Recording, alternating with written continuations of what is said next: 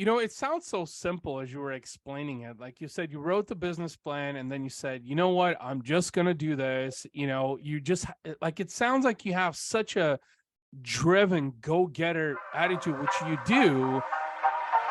Whether you on the outside or your market trying to tap back in, or just need a little help to find a way to gain some traction again. You need some market reconnection. We got the answers to your questions. No second thoughts or second guessing. You need some market reconnection. What's going on, everybody? Ivan Temelkov here on Market Reconnection, and today I'm joined by the lovely Monica Byers, who I'm so ecstatic to finally have you on an episode of my new podcast, Monica.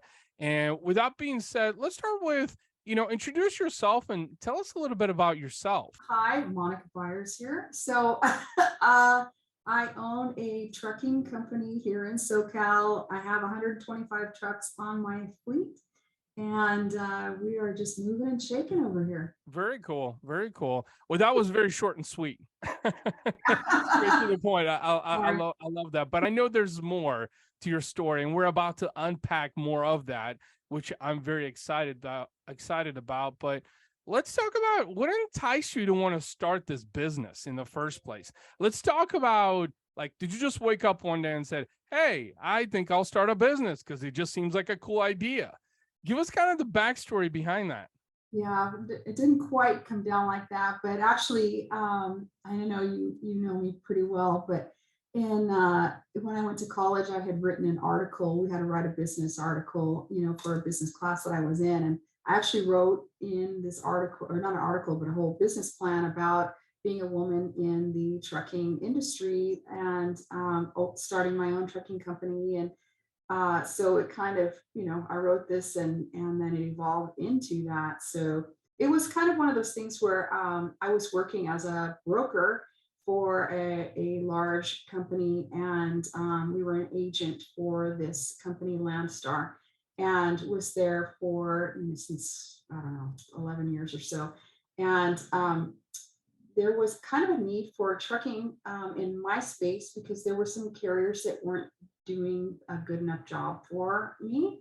So, that's what kind of evolved into, what, if these guys can do this, I can do this. And so I just went out and got a loan on 3 trucks and started, the trucking company from there. It sounds so simple as you were explaining it. Like you said, you wrote the business plan and then you said, you know what, I'm just going to do this. It sounds like you have such a driven go-getter attitude, which you do, knowing you for a while now. But let's face it, there had to be something there that was a lot more, enthusiastic, that really was kind of pushing you, because you were basically going up against all odds. Let's face it, you operate as a woman-owned trucking company in a predominantly male-driven industry. So was there any fear? Was there any skepticism of like, hey, what if I fail? I think everybody's got the what if I fail thing in the background, in the back of their heads, but I didn't have that really. I just was like, okay, tell me, what do I do? How do I do this? How many people do I need? And actually, it was a plan back in the day to where it would help me pay off some debt, because I already had a company business going that was thriving. And so I had done a bunch of rental real estate. For the whole concept that sold me on it was that, hey, rental real estate might bring you $1,000 a month, but this will bring you $1,000 a week times so many trucks. Do you want to do that, or do you want to, it's a whole different concept.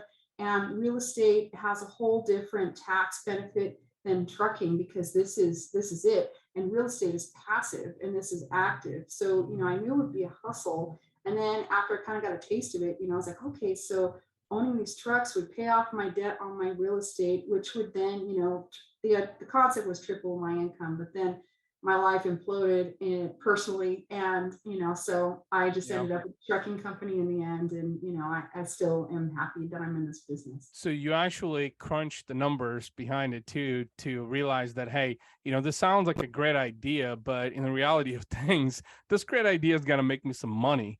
Because as you were pointing out, there was obviously some debt that you're trying to evolve from, to cover. But then you also were looking at it from a profitability standpoint, because let's face it, we love what we do, but at the end of the day, it's got to make money too, because we got to pay some bills and pay some people. So it sounds like, you definitely paid your due diligence. I love the fact that it sounds like you have the built-in resilience that was really driving you from the beginning to even start this. Sure, like what if you had that, what if I fail? What if it doesn't work? But what if it does? So you were looking at the bigger picture, to understand that, like, what if this works? I'll pay off my debt. I get to do something that I enjoy, make money also, and also help other people. So, which brings me to my next question that I want to ask you. What keeps you going after all these years? It's a lot of fun. I just really, really enjoy this. It's a lot of fun. It's very difficult, very difficult. Mhm. Like 15 minutes ago, one of my truckers got into a horrible accident, Oh, and it's like, okay, I'm on this podcast. So, what can I do? The police are yeah, coming, like all this, like, it's terrible. Like there's some really terrible things that can happen. yeah, And, but I kind of learned, a while ago, the word fail faster. So when things are horrible that really happen, and I mean, things can be really horrible in this business, yeah, but you have to learn just to like overcome all of those things. And I think maybe my dad, he owned several different businesses when I was a kid and failed at a lot and was successful at a lot. He bought and sold businesses for a living, and he kind of was like this optimist person mhm, that never thought if he failed he couldn't come out of it. So I kind of had that ingrained in me from my dad, and watching what he did, and watching like how the IRS right now is going to be knocking on people's doors with guns yeah, and shit. They used to do yeah, that when I was a kid, then they yeah, stopped, and now they're back to doing that again. So it's like I've seen that as a kid, like, oh my gosh. So I mean, we've gone through a lot just watching him. And so, watching that as a kid and then looking what I'm doing, I don't want to ever be in that position, but I've been in some pretty scary positions being in trucking where, I've yeah. almost been put out of business too. So, it's just something where you just kind of get molded into it, and where you start to get used to things being difficult. And so, the average person that's got a job doesn't really think of all these horrible things that you could go through.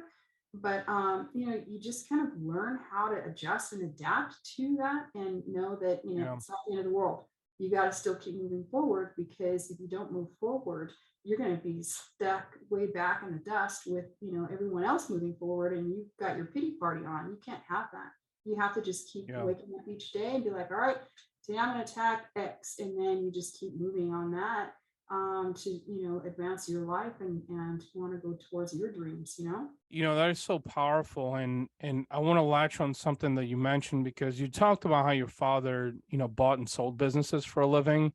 And I think this is really important, because as a fellow father, I've seen this observation with my kids specifically, that I think is so intricate, that helps us shape and become who we are older. And I think that's in part why I think you've developed such a big heart and such a strong sense of resilience, because I think at a very young age you observed your father kind of go through these things, and there were learning lessons that I think you took from your childhood into adulthood, and now you're applying it into business to be able to thrive and grow, and reach your goals and dreams, and also help other people do the same thing. And it's actually, as cliche as it might sound, I mean, just even seeing like me going to the gym. My kids have now developed a mentality that they ask me on a nightly basis, Dad, are you going to the gym? And what does that mean to me? Like, I'm starting to realize, and sort of like this gratitude that I've developed, that I'm actually guiding and teaching these young humans to become disciplined into understanding the importance of health and fitness. And that mentality actually applies to business. And as you were explaining, kind of like your father, you observed all of these things. Like, I think you learned from an early age what that really meant. And now into adulthood, you're starting to extrapolate it as you've built your business, Sugar Creek and Mother Trucker also, and, real estate. I know you recently got involved in some things also. And I think so all of that, I think fundamental has played such a key role into you growing and evolving and being able to maximize your potential.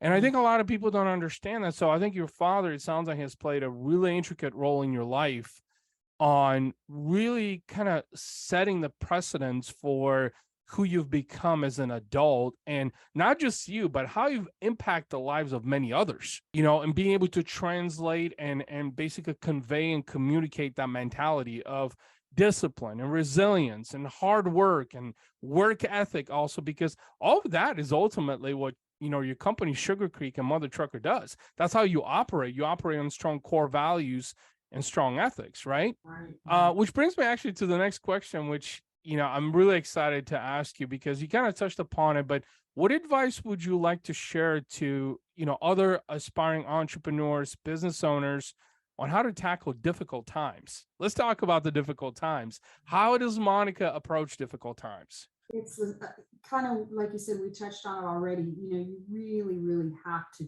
really have some strength, in your inner core, right? Mhm. And all have learned, those of us that are in some masterminds, you learn, like right now, they call it separation season, right? Where, you've got people that kind of are coasting through, they're getting their Christmas going, they're getting everything, packed up for the year and etc. And then there's people like me that are like, I am selling, like I let those Yep. guys sit there and enjoy their Christmases, and everything. And not to say that I'm not, but it's like, I'm not going to coast, and you really have to work on understanding that if you let off the gas, your business is going to slow down, so you cannot let off the gas. You have to continuously go. And in my business, customers come and go a lot. I have a lot of core customers I've had for years, but there's some other people that come and go a lot, especially because it's very price driven. Even Yeah. though service is, the key, it's also very price driven. So whatever industry people are in, you kind of have to understand what the ebbs and flows are of that, and know when are big, bigger seasons and smaller seasons, and attack things as you go. Like this is our busiest time of year, and I'm out here doing sales calls and trying Yeah. to bring in new customers and get some value in for the following year. So like you just cannot be negative. You have to be positive about whatever it is that you attack. Otherwise, the trials and tribulations will kill a business owner. You cannot Yeah. have the give up attitude. You cannot give in. If you gave up your job to be able to own a business, then don't fail at it. You have to continue. You know, and Yeah. there's people that struggle that I know with their businesses, and they end up selling them, and then they go and get a job, or they start something new that maybe might be a little easier for them. So I've seen that happen several times in my life too. Yeah. Yeah. I think you hit the nail on the head, because a high percentage of entrepreneurs actually quit. Exactly what you pointed out, and simply because times get tough, things get hard, whatever economy. I think I just saw something on Entrepreneur earlier, actually, as I was going through, that apparently the stock market surged today. So a lot of people are getting excited about, the surge, and hey, is inflation slowing down, which, is a great thing for entrepreneurs, right? Because customers are going to be buying. But you're absolutely 100% correct, Monica. I mean, just looking over the last 6 years alone, the amount of people that have come and gone and that I've met, the vast majority have quit, or have sold their business, or, have moved on to, like you said, they've gotten a regular job. They've pursued something easier. And which kind of leads me to believe that the things are the hardest, based on what you're saying, the things that are the hardest are usually the things that are most worthwhile. It just takes time to cultivate that. And you've got to remain proactive. You've got to keep going. You said separation season, right? Like it's December, like in your industry, it's the busiest time of the year. But a lot of people in a lot of other industries, like you said, they are slowing down. They're trying to wrap up the year. Hey, I'm going on Christmas vacation. I'm not going to, some people are actually taking a 2-week holiday, in the summer. And they're like, you know what? I'm just not going to do anything. And people like you, I mean, they're like, hell no, we're doubling down. We're selling. We got to do whatever it takes because we're going to kick off 2023 with a bang. And that's the only way to go. And I love that mentality because that is, like you said, the separation between the average and those who are hungry and resilient for success and do it because they're passionate for what they love. I think that's really important because let's face it, we live in a digital world where everybody on social media says how much they're winning and how much money they're making and blah, blah, blah, and all this. But when you dive in deep enough, you find out that the work ethic really doesn't match all the bullshit that's being said on social media, right? True. So on a lighter note, just looking back, you've done this for, let's see, coming up on 2 decades, right? With Sugar Creek? Yeah, since 2020 or 20, Yes. 2000. Sorry. Since 2000. Wow. I So actually, the business was open in 2000, and I Uh-huh. actually bought Sugar Creek Enterprises from a former employee in Mhm. 2009. And I let it sit there because I kind of was like, I've got enough on my plate. But in 2011, I went ahead and went full speed ahead. So it's been 11 years for that. And then I opened the 2 other businesses after. Yeah, that's a long time, Monica, because for most businesses, I think they fold after a 4-year tenure. Usually, they fold because of economy, things get hard. Like you said, people just get a 9 to 5 because it's easier. They don't want to deal with the chaos and the unforeseen, like you mentioned earlier on. I mean, it seems like every day there's something unforeseen that happens, and you got to figure out how to mitigate that. Most importantly, is not to let it personally affect you. That's probably where you have to separate the emotion to be able to make solid decisions, because if you allow emotion, you're going to make a sloppy decision. There's a lot of people, I think a lot of early entrepreneurs, I think, that make sloppy decisions because they allow their emotion to get the best of them in bad situations usually. So looking back over 20 years now in business, can you recall specific things that have helped you grow your business? Like maybe a couple of things that really stick out that you can, sound out to other entrepreneurs? Well, I guess I'll say I'm super highly competitive. So, it's just for me, I just wanted to grow, grow, grow, grow. And if I find like a tiny little bit of an opportunity to be able to help my company, to help the drivers that work for me and the staff that I Mhm. have, I'm like all in on that. So for me, it's just about that. It's just about moving forward, and it's about finding that little tiny little thing and going in for the kill, I guess is the way to say it. Yeah. Yeah. Going in for the kill and be like, oh, this is easy, because for me in trucking, I find it very easy to sell. I find it very easy. It's like, hey, customer, I've got 125 trucks going from here to here. Do you Yeah. want to use us? I mean, it's very difficult for people to get carriers that have trucks available to them, on their phone, just to dial up and say, hey, come pick this up right now. So I discovered that it was pretty easy just to like find little things and keep moving on achieving that. So like if I had a customer that says, hey, I need 20 trucks, to be able to do this, and I had 10, I'll be like, hey, guess what? I'll get them for you, Yeah. and then I'm on the phone calling truckers like, I got a customer, I got a new customer, I need to be able to get this going, Yeah. can you come on board and work for me, because they're going to feed us for a long time if we can do all of this. And sometimes I've overcommitted to customers, which is the killer. And I've had truckers that are like, yeah, I'm all in, and then they start, and then they find that the almighty dollar pays them more someplace else. And that is really kind of what got me into this too, was that carriers were leaving me for the dollar as a broker. Yeah. So that was why I started to do that. But at this point, I've got some really good, solid customers that help me, help my truckers to be able to feed their families. Yeah. Yeah. So I think it's important, like you said, to be highly competitive. I think that's an important, trait looking back, especially in your industry. But one other thing that you had mentioned is that selling has become so natural that I want to expand upon to you. And I actually wanted to ask you about, because you said like you look for this opportunity, right? And then you go all in. That's where the competitiveness comes in. So how do you know it's the right opportunity?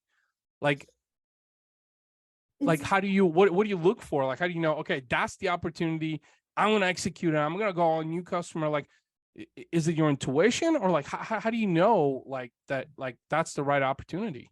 well, usually, so I don't know about other industries, but for me, it's like old school. I would knock on doors, literally Hmm. park in a warehouse, complex, and just start knocking on doors, Hmm. and you go in there as a broker, and they're like, hey, we've got loads that need to go from here to Timbuktu, and you can cover that because you can find carriers. It's a little difficult now because I'm more of a regional carrier, so I just do SoCal, Arizona, and Nevada. I go to Texas and Tennessee and stuff like that. I used to go all 48 states, but I don't necessarily love all of that anymore.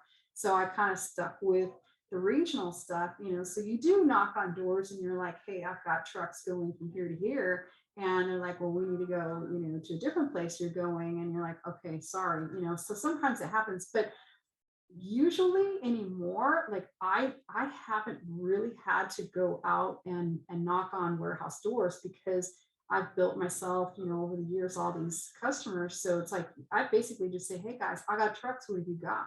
And they're like, oh wait, we've got loads from here and here, and so it's easy to find that way, and we're given opportunities every single day. It just depends on whether it pencils. A lot of times I've got opportunities to do work from customers, and it's like there isn't anything left. This is kind of a competitive business, Yeah. and so a lot of carriers do the race to the bottom, and I've had contracts with customers where it's signed and we're running freight for them, and then they find a carrier that comes in for cheaper and they leave us. So I guess Yeah. I could sue them, but what's the point in that? That's too much work. Like this whole Yeah. legal system that we've created in this country, just to bury somebody for your own personal satisfaction, whether you're a business owner or not. It's like, are you ethical? Are you moral? If someone's going to do that to me, I don't want to do business with them because I just went all in to get everything in for these people, and they kicked me to the curb for the almighty dollar. And you know what? Those carriers that go in for cheaper, guess what? They're going out of business, because if I can't Yeah. make money on this, they're not going to make money on it unless they're stealing or committing fraud. And I've seen that a lot. And Yep. let them go. They're going to get arrested. They're going to jail, and your shit's going to be on the back of some truck somewhere in this country, and it's going to be impounded by the police, and it's going to take you a year to get it out. I've seen that happen plenty of times too. So it's like, if you want to give up a couple Yeah. $100 and have it with an awesome carrier like me, then you're going to have your stuff picked up and delivered on time with the service that you're expecting. But this industry is just about, well, this guy's doing it for $1,000, I'll do it for 900. Well, that guy's doing it for 800, and then the customer's like, hey, the lowest bid is this, you want to do it? Yeah. I'm like, fuck no, I don't want to do it for Yeah. that. Let them have it. When they go out of business, call me, I'll still be here. There's two things you mentioned, Monica, that I think is so important for people that are going to listen to this podcast. You said morals and ethics. And I know that you're in a very cutthroat industry Yeah. where just nobody really, it seems like, values morals and ethics. And it seems like such a slow burn to be able to abide by those principles and those fundamentals that I wholeheartedly believe that business should be about. Treat people like you said. I mean, suing someone over something unethical, what is that going to do? Or if someone tries to cheat you out or doesn't pay you, because I'm sure you've had that happen before many times, a client doesn't pay you, like, what is that really going to do if you pursue it legally? Because like you said, you're absolutely right. If someone has the audacity to impose such animosity upon you and your business, they're not even worth being around you. If they even have the audacity for that. And that's very important because, morals and ethics is the way I believe to build a business. And I think that's not talked about enough, especially in your space.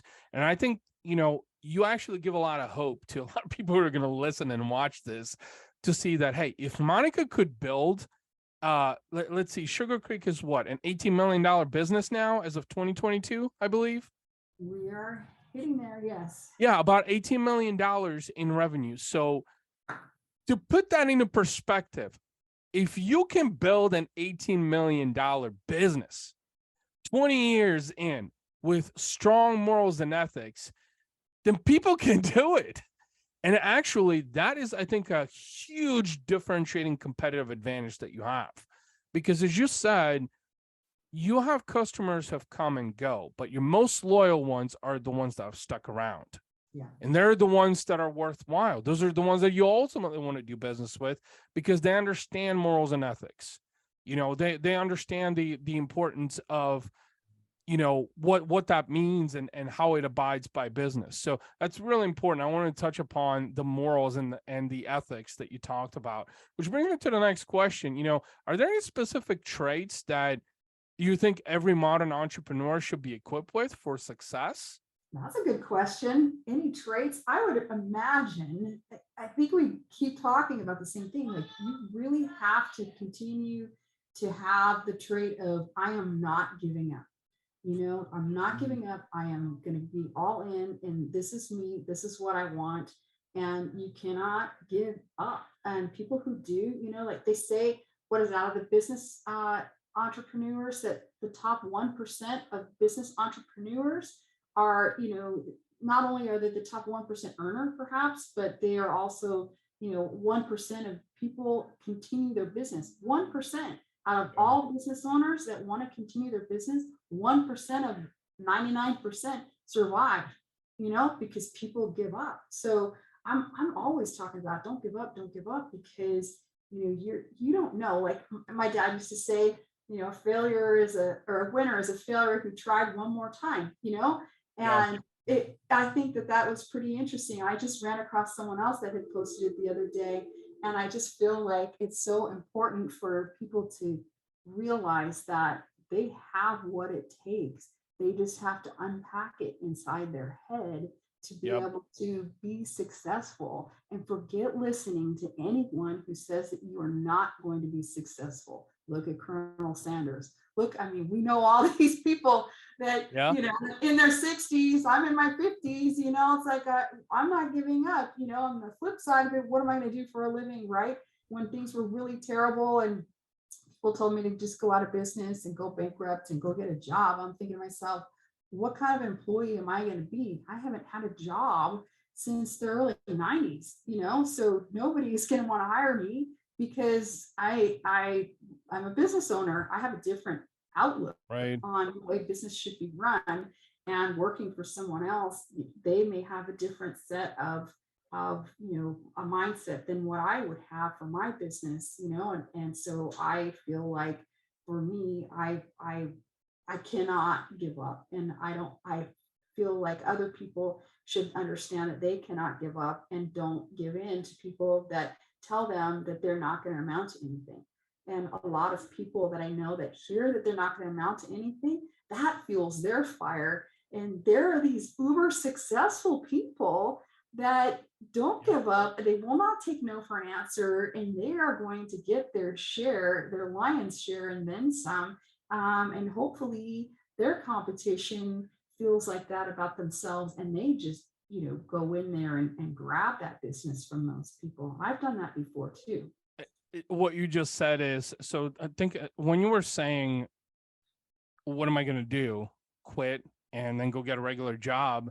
You know, so the differential, you were talking about separation season. And I want to touch upon this is because it's a mentality thing where you realize that, you know what, I have far greater potential than just to settle for something that is so easy. Because very much like you, it's easy to get up and go to a 9 to 5. It's easy to go to an office and just be there, just be present, because more or less that's what you're getting paid for, is to be there and then perform, obviously. But even if you perform at a 50%, you're still being compensated for your time. But as a business owner, you get to deal with the good and the bad.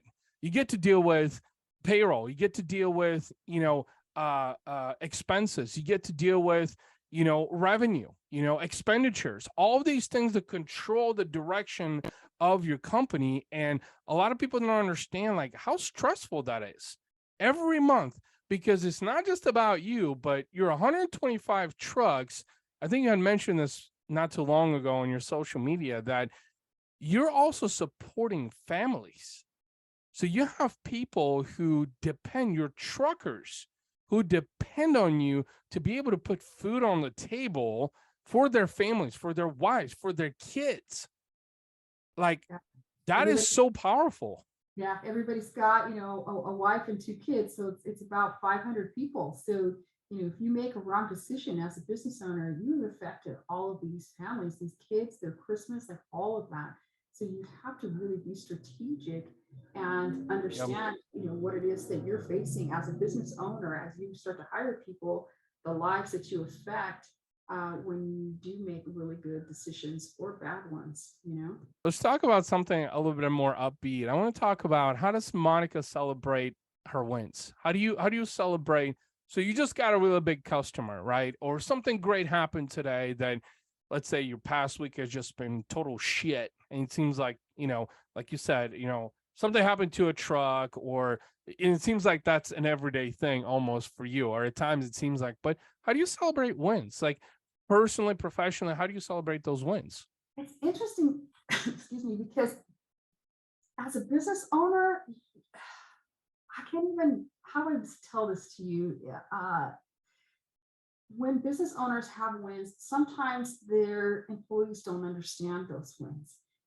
Sometimes they don't understand the hurdles that you as a business owner goes through to be able to get to that win.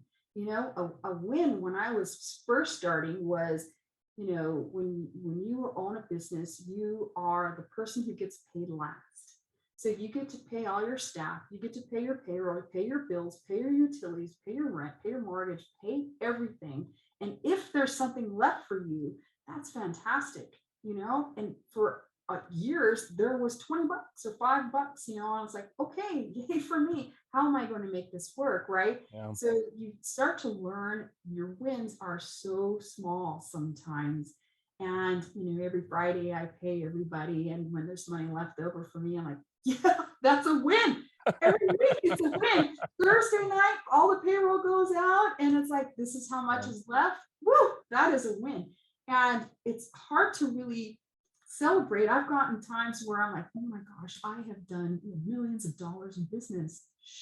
Like, it's amazing, but not the average person understands that. You go and buy a car that's a new car, and people are like, that asshole, like they're taking all that money and blowing out a car. It's like, that's a win. That's a celebration of a win. Having a couple of Audis in your garage, that's a win. That's me celebrating getting in those cars each day and be like, damn it, I did this shit, but nobody really hears it because you look like an asshole. Right. So when you go on social media and everything is positive and great, and you're out there, it's not like you can go, hey, dude, I just did $18 million in fucking business, and this other person's like, I closed my business, so it's like you have to be very mindful, of other people. But then on the flip side, it's like, who gives a shit? I freaking did this shit as a woman in this business, and I'm kicking ass, but it has taken a lot of ass kicking on my side, to get here, right? So you just kind of celebrate quietly in certain things, and other things, you're like, damn it, let's all go out to dinner, let's have a big celebration. So I guess it just depends on the amount of win, and for people to understand, what the win, really represents. You said something very important that I think a lot of entrepreneurs struggle with, is that I think a lot of entrepreneurs seek validation from the world and from people for, like you said, in the grand scheme of things, where I'm going with this is that nobody but you will ever truly appreciate what it took to get to $18 million.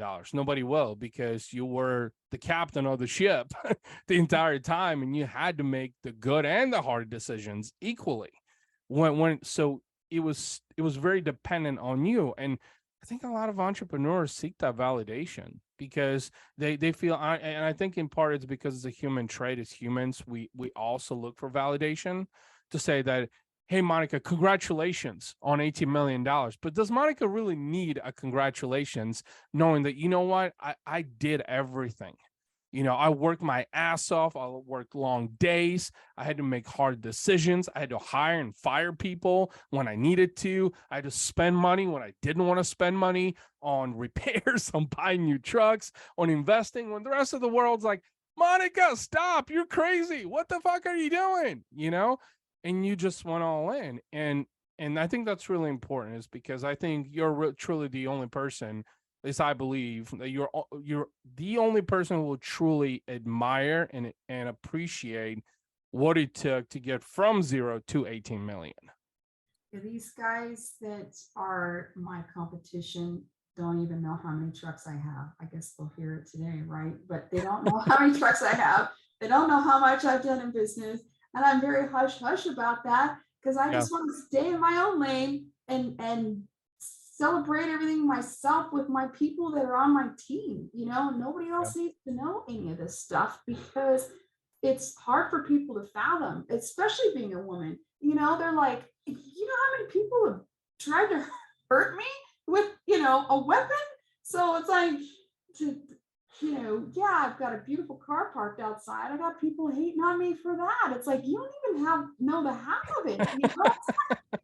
Okay, I'm in debt. Yay for me. I bought a car, you know, but people have a different mindset on things, you know, and people think, how, if I'm flashy or whatever, I'm wearing a mother trucker t-shirt every day at work and jeans, and you know, I'm not flashy that way, but you know, certain things that I am. But you know, I feel like announcing it to people that are struggling. I struggle, I think, a little bit with that, because I want to be mindful of people who aren't. But the people that are on my team, hell yeah, they know all about it. They know what it takes. They know everything that I'm about. And I think that's why people come to work for me, because they want to be part of that too, you know, because being successful is contagious. I'll tell anybody, here's what you got to do. You know, people don't know what I have. You know, you've got an idea of what I have. We've had lots of conversations, and, you know, I don't give up. I am this person that's, you know, blissfully optimistic, and I do expect things to work out right. And I do expect, you know, I opened this apparel line, right? And that is brand new. I've wanted to do it forever. And I just was like, I don't want to go throughout my life going, what if I should have, could have, would have done that? So I did it. But it's like everything else, though, you have to put food on your own table first. You have a job first before you go into business. And then you take that income from that side hustle that you were doing that actually replaces the job that you had. And then you can quit the job and then do the side hustle. So Sugar Creek was my side hustle. And then Mother Trucker became my side hustle. And, you know, this real estate is a side hustle, investing money, investing in people's businesses, in retail, you know, food, restaurants, and all of these things are side things that are outside of my day job, right? Yeah. And so as you start to hone in on your craft, focusing on what is replacing your income and getting really, really good at it, then that will make it to where you will be able to quit the old little thing to be able to grow yourself as a person in business. And then, you know, you just, once you learn that, it's like, okay, you just repeat it and repeat it and repeat it. And it's like, what is it that you really love? What is it that you want to do? And for me, I just really love connecting with people and helping them with their businesses and trucking. It just happened to go this way in my life. And, you know, being a woman or a man, you know, I know other men that are helping people that work for them too, but it's very small. You know, most people don't want to help. So, you know, I think that's where I'm a little bit different. Most people, I don't know why, old school in trucking, nobody wants to tell you who their customers are. Nobody wants to tell you, you know, anything. They keep it quiet because they feel you're going to steal from them, and people do. So, you know, you just kind of learn like, well, I guess I'm just going to, like I said, stay in my own lane and do my thing and celebrate with the people who know, and the other people, you know, they can just look in on the outside and be like, oh shit, I wished I could do that too. It's like, as a matter of fact, you can, you know, here's how. So. You mentioned a few things in that segment that are so important. First of all, you pointed out how you differentiate yourself, which I think is key. You talked about transparency at the tail end when you said in the old school, in the old ways of, trucking, 10, 20 years ago, there was sort of this, and there still is, a high level of secrecy of not sharing so much when in the reality of things, regardless of what industry you operate in nowadays, I feel like the modern customer wants to have that transparency to understand, for instance, knowing who some of your clients are, and you serve some fairly big clients, big companies, and knowing that also goes to show your level of experience and credibility, leadership also, and that's important. I know specifically if I was someone that was looking for a carrier and I was to learn that you have this arsenal of clients that you work with, I would be like, whoa, yeah. I mean, if these clients trust Monica and Sugar Creek, I think we can definitely trust them because you don't just build a relationship like that overnight. It takes years, not to mention even retain those relationships, which the retention is probably even harder. But then you mentioned about success that I wanted to touch upon that you said was contagious.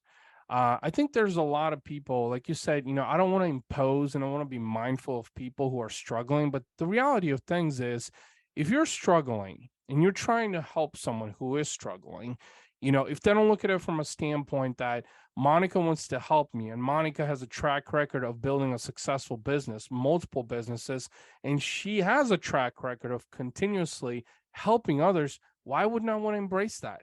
That would be helpful for me. So what I'm saying, I guess, is there's a lot of skeptical people out there who look at success from a superiority standpoint. They look at it and say, well, Monica's successful. Why should I take advice from her? Why wouldn't you? This is someone that has built successful business. They can probably tell you a thing or two. You don't necessarily have to take the advice, but having that lifelong learner mentality, which I personally love, because you never know, it could be that small thing about changing your attitude or your work ethic or whatever that could literally shift your business. And that's what I think, what I've noticed, a lot of 7-figure business owners specifically that are trying to go to 8 and maybe even 9 figures in business, they're like stuck right there because they're missing the very basic of fundamentals like morals, values, work ethic, transparency, being a go-getter, willing to help others. Also, like they're missing those things because they're so integrated into, especially in the transportation space, of like, oh my gosh, if I tell so-and-so that this is my client, they might call them up and steal them from me. It's like, really? What are we in kindergarten? I'm like, good luck. It is that way, huh? Right. And you just pointed that out, but then you also mentioned the hatred, Monica. Like, I know you share some stories with me that probably listeners and viewers have never heard of, like being held in gunpoint and like being, stood up and people wanting to assault you over stuff. It's just like, oh my fucking God, have we become such a mediocre society that we don't even have an ounce of integrity for people? An ounce of integrity. And you know what? We have. Unfortunately, we have. But it comes with the territory of trying to build something that others are otherwise, because let's face it, for the last 20 years, people have probably told you that you're crazy, right? Oh, yeah. Almost every day. Like Oh, you're yeah. trying to build a woman-owned trucking company that historically has been, operated by men. Monica, you shouldn't do this. You can't do this. It's impossible. You've probably heard that many times. Yeah. Well, and a lot of times too, they're like, oh, you're in the trucking business? Oh, you're a truck driver? Like, no, I'm not a fucking truck driver. I'm like, go look out in my yard. Look at all these trucks and, they're Right. mine, right? So, Right. people just assume and I don't know, you just can't let that get to you. You just can't. It's like in my mind, I know exactly what it is I want to do. And I work that backwards and how do I get there? And that's really it. So if people are more staying in their own lane and focusing on themselves and what they want to accomplish, and then being a lifetime learner, like you said, and understanding that there are people in your industry that are uber successful, maybe you should watch them and see what is it that they're doing so that you can learn from them too. And if you want to be, on Instagram or Facebook and not like anybody's things and just watch, trust me, people do that all the time and they learn Yeah. a lot too, so it's just depending on that person and what it is that they want to accomplish. But I want to help everybody to be able to accomplish it. This is like a $200 billion industry or $280 billion industry. I can't remember the number anymore. There's plenty of it for all of us. There's plenty of work for everybody, and everyone could be successful at it. But people are just having a different mindset to where we're taught to hate on people. We're taught to, geez, they're way too high, so I can't talk to them. And it's like, I've talked to people I've been intimidated by because they were successful, and Yeah. they're the nicest people. They want people to learn and to do what they are doing, so that you can then be in the trenches and teach other people and more people. And that's the whole thing with Arate. It's about Yeah. showing up and doing the damn thing. I love that. And the last question I actually want to ask you is to talk about how important do you see marketing as part of your business? Because from what I've seen just in the transportation and trucking business, like it's a hit and miss. It seems like, unless you're like a big carrier with, like, I don't know, 5,000 trucks, because there's some out there, like, so how, in your experience, how have you seen marketing, to play a role in your business in Sugar Creek? So trucking is old school. Trucking is just like I said, you're knocking on doors. You're getting a feel of the people that work there. You're getting an idea of how can I help you, Mr. Customer and Miss Customer, to be able to solve your problem, to get your freight picked up, and delivered. And that's it, right? That is it. That is old school marketing. Now, with the things that have evolved, you're on Instagram, you're on Facebook, and marketing, you can market to your customer, you can market to your truck drivers that need jobs. And it's a whole different avenue, to be able to recruit people. It's really easy when you're a good person and a good carrier. People knock on the door and you don't even have to say much, because you're like, hey, I need this. Hey, I got these trucks. Hey, I got jobs. Hey, I've got this. And like, oh shit, we have heard nothing but great, knocking down your door. Please let me in. I want to come work for you. And I want to do business with you. And so marketing is extremely important. When I went to college, I had a marketing emphasis, and I walked out the door and was like, oh, it's nothing like what it is in college, So I was like, what did I waste my money on? No, but I mean, you can't take that degree away from you. So that was something I had to accomplish. But so doing marketing and trucking is a whole lot different than what I had learned in college. And evolving now with your help and the help of others that I have, marketing has been so important, and branding has been so important for me in this past couple of years. So that's extremely important. And trucking, people don't do it. And you've mentioned before, there's nobody that's doing what I do for Mother Trucker. There's other trucking companies that are doing what I'm doing, but not at the scale. Most trucking companies are 7 trucks or less. Most people have 3.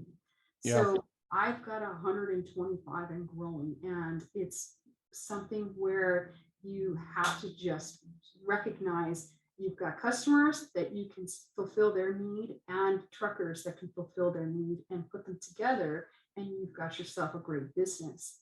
It also comes down to never giving up, being super competitive, like me, trying to accomplish everything, have multiple things going on. And it just depends on your mindset and what kind of stress people can handle. But there's a few things, and there was a specific reason why I wanted to ask you this question, is because you actually hit the nail on the head without me even saying something.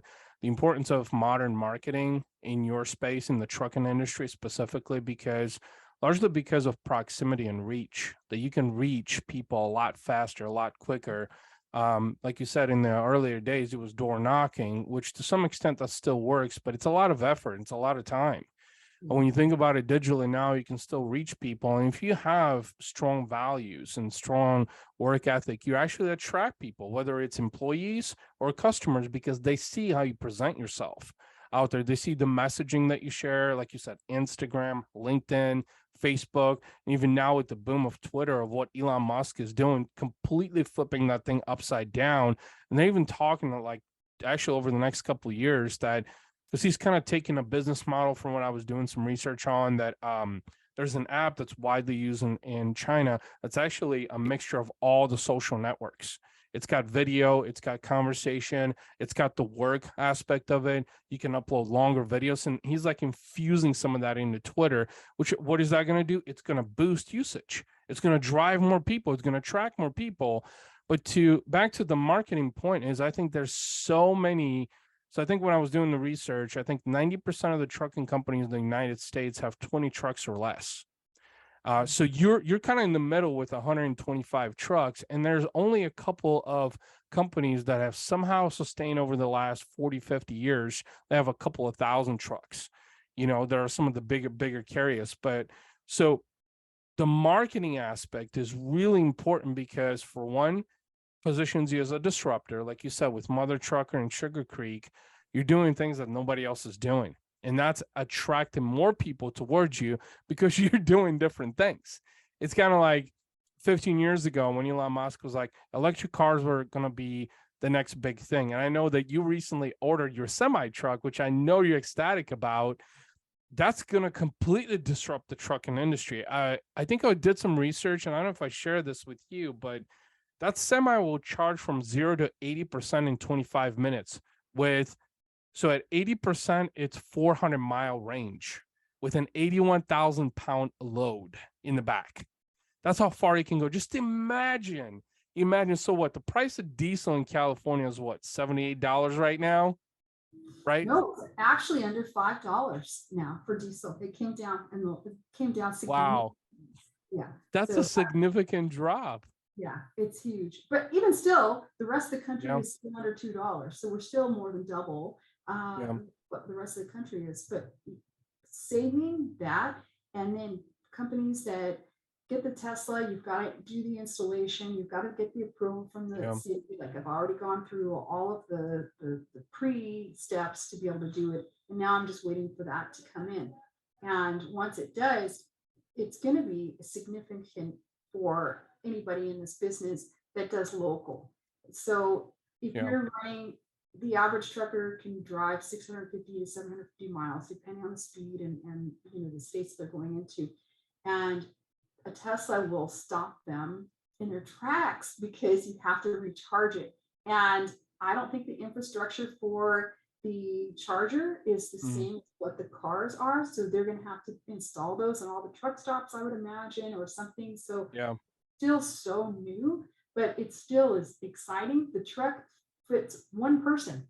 So you're sitting in the center of the truck. It's really an interesting little model. And it's also, I'm going to say that you can buy 3 of those Tesla models for the price of one of the big guys' electric vehicles that they're selling. So I'm going out and I'm waiting for this Tesla to come out on the street because it is significantly more affordable than the other electric, trucks. So, well, Monica, I know we could continue this discussion. You've shared so much information, so powerful for any really 7+ figure business owner with everything that you've done, which I want to say congratulations on all your success. Very well deserved. You've worked very, very hard. You've built an ethical business, and I actually think that the best days are ahead with everything that you have going on, and I can only imagine your sheer excitement. But with that being said, I want to thank you for spending some time on the podcast with me. Lots of great knowledge that you shared, and I know listeners and viewers are definitely going to appreciate it. So thank you so much for your time. Thank you for having me on. I appreciate it.